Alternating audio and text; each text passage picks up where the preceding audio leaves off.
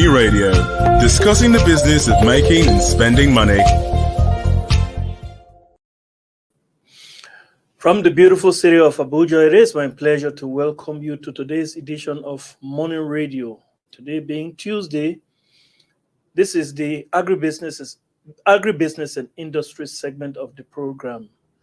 I'm your host, Case Hammond, and we are discussing a topic that says building the capacity of SMEs in a distressed economy. Building the capacity of SMEs in a distressed economy. Nigeria is having myriads of problems right now. In fact, Nigeria's economic woes right now can better be described as an avalanche. Everything coming at the same time. We have dwindling oil revenues as a result of oil theft. We have depreciating or devalued currency, and the currency is being devalued every day.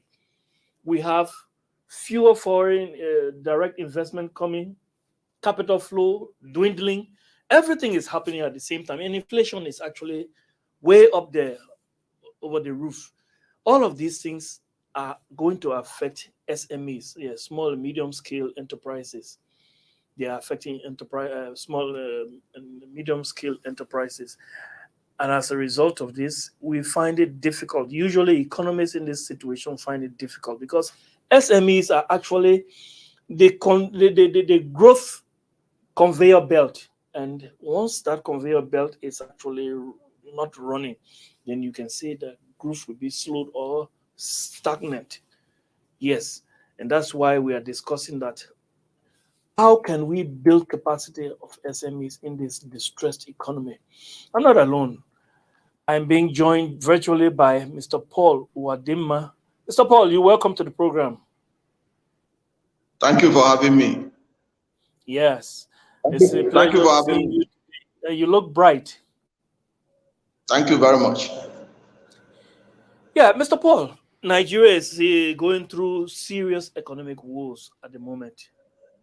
In fact, some people have already voiced their concern, saying that they don't envy Nigeria's next president because that president may have to become unpopular before he becomes popular. If he even has any means of becoming popular, he may have to become unpopular. That is by taking drastic measures to put this economy back on track. We're talking today about building capacity of SMEs. How can that be done? Thank you very much for this question and for the introduction that you made about the incoming president, that is going to inherit a lot more challenges than ever before. He's going to inherit probably the highest unemployment and underemployment figure ever in Nigerian history. Is going to inherit skyrocketing inflation. The person is going to inherit high debt burden. The person is going to inherit the poverty capital of the world, and all kinds of negativity, insecurity, and what have you. It's not a very good inheritance, but that is how statesmen are made. When you inherit such a bad situation and you turn it around, you become a hero. Now, back to the issue of the SMEs. You know that in most economies around the world, the SMEs are the engine rooms of growth and development. It is the section of the economy that actually drives and grows the economy. If the SMEs are in order, nations used to progress better and more effective than when the SMEs are not effective, when they are not performing up to their potentialities. You see, the SMEs in Nigeria, they have been doing quite a lot, often without the encouragement of the government.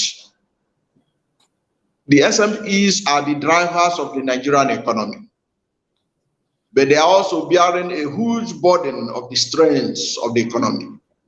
If you look at Nigeria's SMEs, if you look at the numbers, the SMEs contribute 48% of the national GDP. They account for 96% of businesses in Nigeria. And they also account for 84% of employment, according to the National Bureau of Statistics. Now, despite all these contributions they made to the economy, they are having serious challenges, which keep on persisting. And I think some of these issues are the issues that we are going to be looking at in this broadcast. Because if you look at the numbers, you discover that if Nigeria is to make any breakthrough away from this economic quagmire that it finds itself, the SMEs must be up and running, because they hold the key to the development of Nigeria. Because, like I told you, they constitute 48% of our national GDP. They constitute about, according to National Bureau of Statistics, they are made up of 17.4 million of Nigeria's active productive population. That is a huge number that they contribute. And they account for 50% of our industrial jobs and the 90% of the manufacturing jobs in Nigeria. So the SMEs are actually Nigeria's way of producing ourselves out of poverty to prosperity. The challenge is, what are we going to do to propel them to move ahead, to propel the SMEs to fulfill its potentialities, because it is facing a lot of challenges as far as Nigeria is concerned, because the enabling environment has not been there. The SMEs are the first major employers of labor in Nigeria. If you look at the employment statistics or data of Nigeria, you will discover that very few people are employed by the state or the civil service. Most Nigerians are engaged in one SMEs in one form or the other. That is why they are key to the success of Nigeria going forward. From the man who makes the bread, from the bakery, from the printing press, from the companies that print exercise books, from the man that wants small businesses that produce the pure waters that people drink, the sachet water, what have you. All these people are the people driving Nigerian economy. They are the people that Nigerians look up to if we are to make any headway. And the reason why things are getting bad now in the country, it is because the SMEs are also not finding it easy to survive. Recently, you heard that master bakers went on strike. You heard that several other organizations are shutting down because of the cost of production. The diesel is beyond the reach of the average industrialist in Nigeria. The power is not available from the state. They have to provide their own power. They provide their own water. In many times, they have to even build their own roads to their own offices. So there is a lot of strain they are bearing in the sector. And they also suffer from multiple taxation. They pay tax to the local government, they pay all manners of tax to the state, federal government, and they keep on paying. And at the end of the day, many of them could not even have a significant return on their investment. And you know that SMEs, they are the largest employers of labor in Nigeria. Without them, the employment rate in Nigeria unemployment rate in Nigeria is over 30%. Underemployment is over 20%.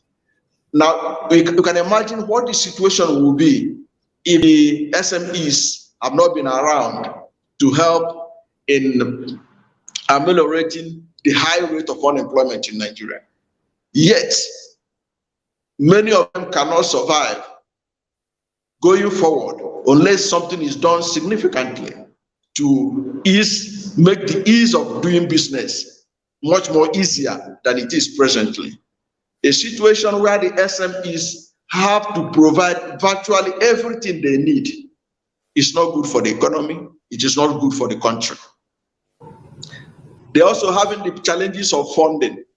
We have a situation where funding is politicized.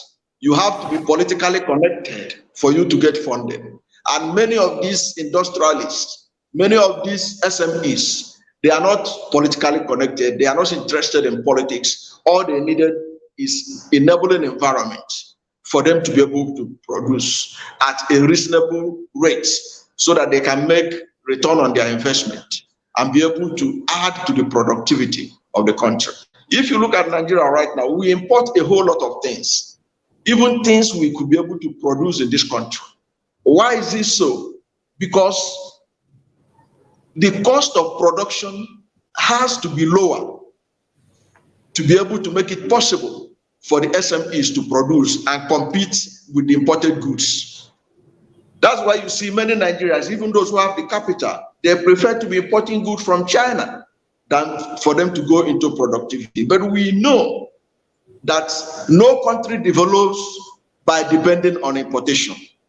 Every nation that we have studied, right from the Industrial Revolution in the United Kingdom to these days, to China, every single nation that have been progressive, that have moved from first world, from third world to first world, first have to be able to be productive at home. So that it is important that condition has to be made favorable for productivity in Nigeria. So many of the things we are importing could be produced in Nigeria, but can they be produced cheaper in such a way that they can compete with imported goods? That is the major question. That is the big elephant in the room that need to be considered, because we all know, right from President Muhammad Buhari and even those before him, they keep on talking about diversification of the economy so as to reduce importation of goods from outside Nigeria. But they have not done much to ensure that the goods produced in Nigeria are competitive, that they are cheaper to produce than those produced in China or other parts of the world. You have mentioned a myriad of problems there, and those are things that are actually stifling the growth of SMEs. Let's take a short break. There is much we have to discuss on this issue. I would like us to take a short break. When we come back, we'll discuss more. How can SMEs get out of this situation? Because SMEs at the moment are actually stymied. Can't go forward, can't come back. In fact, it's easier to come back than to move forward. That is a precarious situation. Let's take a short break. When we come back, we'll discuss more on this.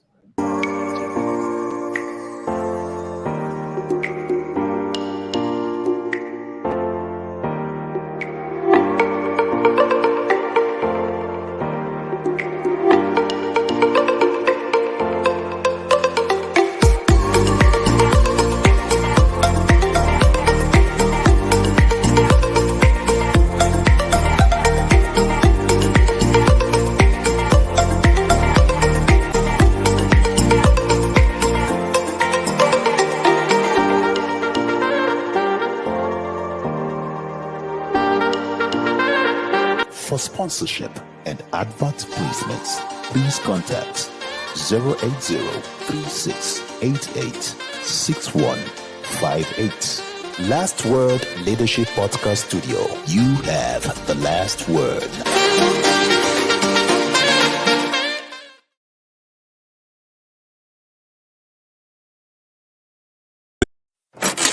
Money Radio. discussing the business of making and spending money.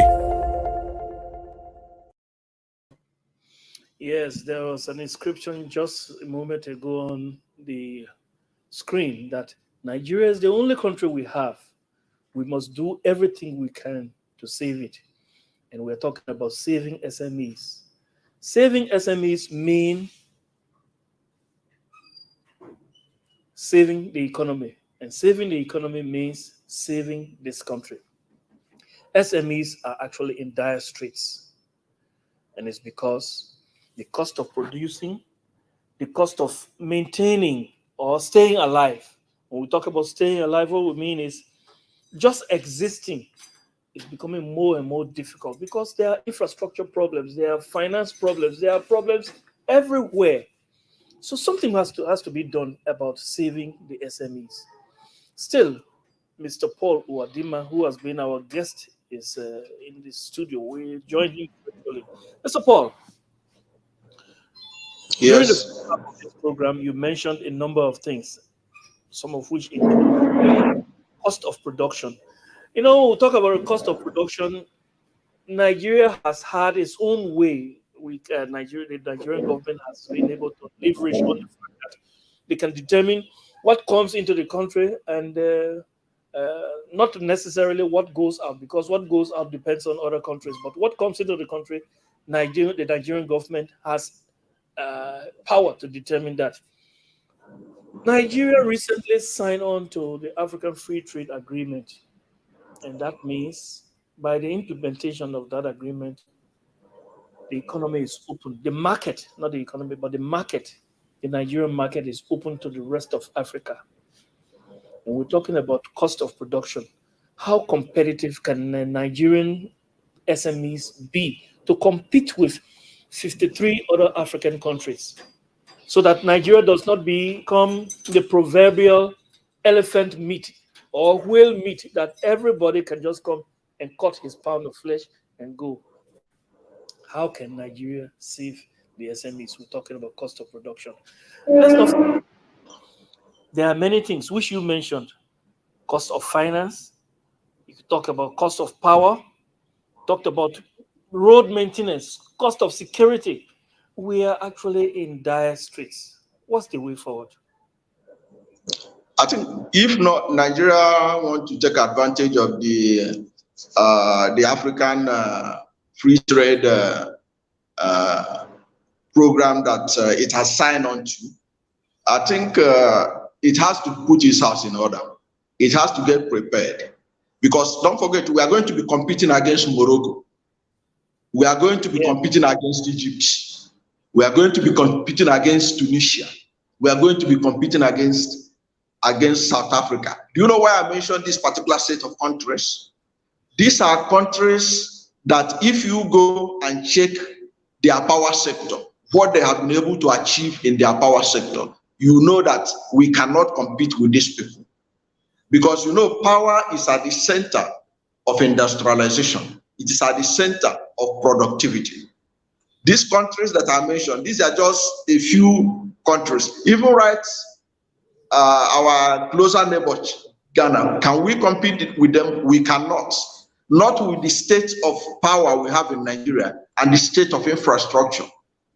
I would not be surprised if Nigerian industries began to relocate or to open up fronts in other countries where they can get stable power, like moving to Ghana. Mr. Paul, just a moment, Yeah? Mr. Paul. You just mentioned Ghana. Ghana has actually captured Nigeria's auto industry, to put it mildly. With the capture of Nigeria's auto industry and Nigeria being a signatory to the African Free Trade Agreement, so many companies, let me not say so many, but scores of companies have actually decided to move their production to Ghana. I'm talking about auto companies. With those auto companies going to Ghana,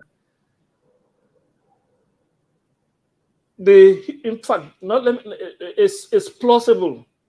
I wouldn't like to say probable, it's plausible. In fact, that is the way, that is the direction that very soon most of Nigeria's cars will be imported from Ghana. That is like taking the Nigerian auto industry to Ghana and then bringing it back in complete. I'm talking about fully,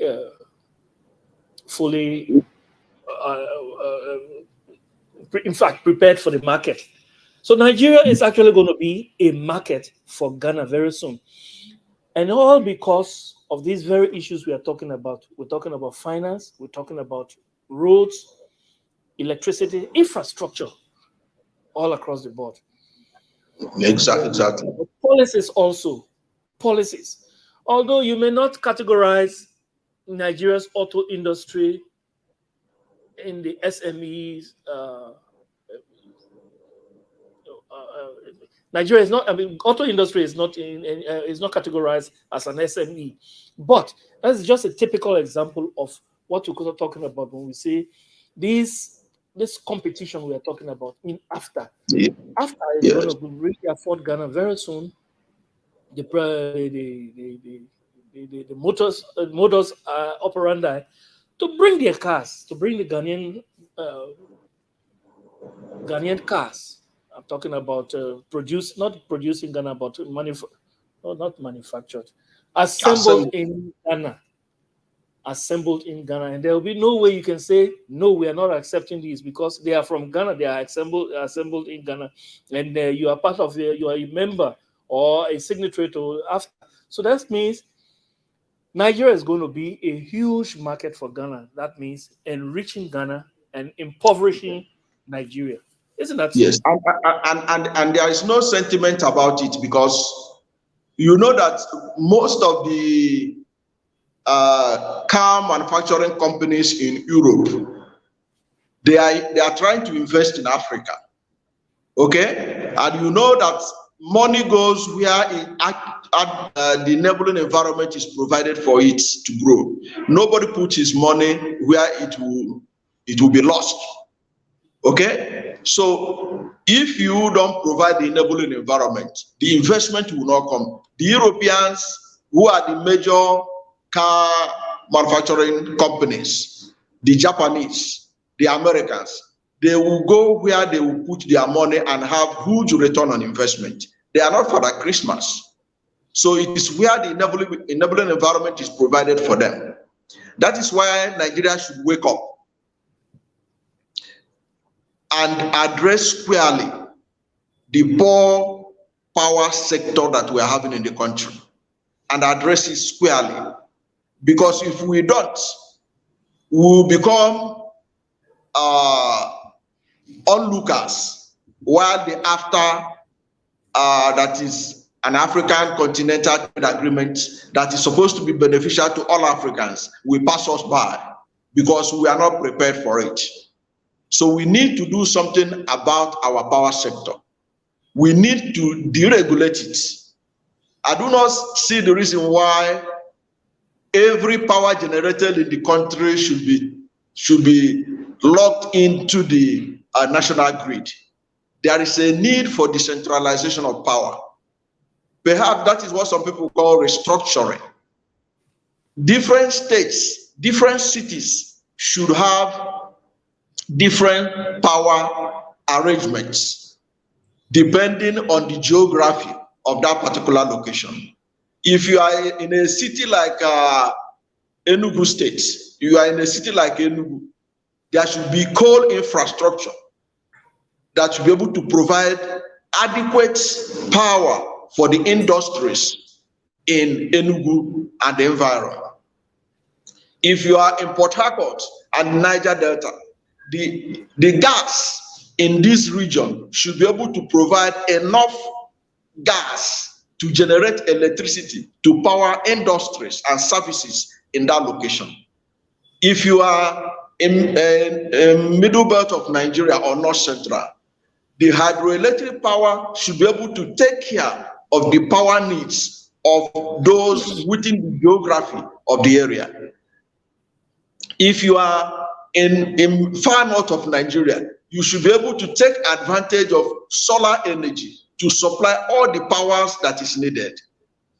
These are the kind of things we need in the country, the decentralization of power, in such a way that all parts of the country can have power, but independently, so that no industry in any section of the country should suffer because of power.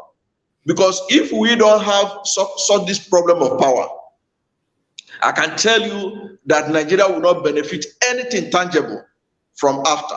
We will end up being consumers of productivity of other nations within the continent. So we need to address the issue of power. When we address the issue of power, it will then galvanize the SMEs. Already, as I said, the SMEs are the driving force of Nigerian economy, just as it is in other nations.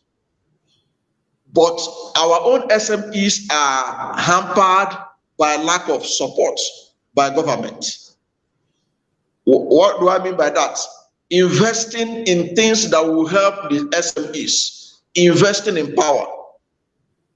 Of course, Nigeria have been able to make investment in power for a very long time, but we have not been able to achieve commensurate results from the investment we have made in power because of corruption, because of inept leadership. Now, this has now cost the country a whole lot, especially the SMEs. Because if our SMEs are performing and they are competitive, we will not be in the mess that we are today. Look at how everybody is crying about Forex. Why are we crying about Forex? Everybody is crying about the rate of the naira to the dollar. Why? It is because a whole lot of things that are consumed in this country are still being imported. If they are being produced within Nigeria, there will be no much outcry about the dwindling fortune of the naira vis-a-vis the dollar. If you just take a look at Russia. When Russia invaded Ukraine and they begin to suffer all manners of sanctions, people think that by now the Russian economy could collapse. But the Russians looked inward and they have been able to survive without foreign input into their economy, because the Russians are very productive. They are virtually living on what they can produce in their own country. We must reach to the level in our nation where everything we have to use in Nigeria must be produced by SMEs in Nigeria. We don't have to import toothpaste. We don't have to import toothbrush. We don't have to import any of these things we are importing from outside the country, including toothpick. So if the SMEs are encouraged, then we can be able to say, yes, we can come out of our economic quagmire. Well said, Mr. Paul. You have done justice to this topic. And I remember vividly the founding chairman of Leadership Group, of course, this podcast studio also. He said, Nigeria is not ready yet for after. And it's because of these myriads of problems you have enumerated. We can't thank you enough for being on this program and for sharing your thoughts with us. We want to say thank you very much for being here. We want to say thank you. Thank you for having me. Thank you for having me. Done well.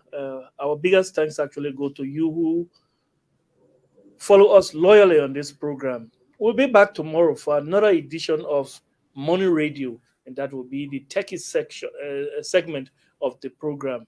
Until then, when we meet tomorrow from this studio in Abuja, we say have a great day. I've been your host, Case Hammond. Thank you for watching. For sponsorship and advert placements, please contact 080-3688-6158. Last Word Leadership Podcast Studio. You have the last word.